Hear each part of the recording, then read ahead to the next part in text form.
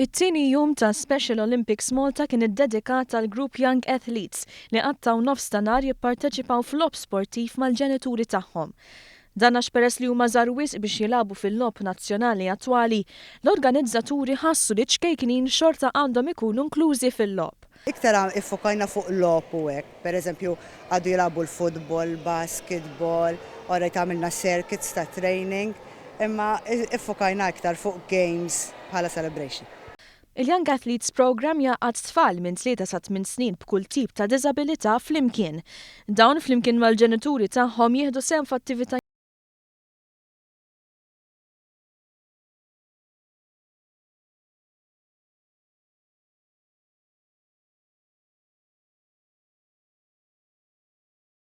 Li jistgħu jkunu jagħmlu anke pereżempju jekk marru piknik ma' tal-familja.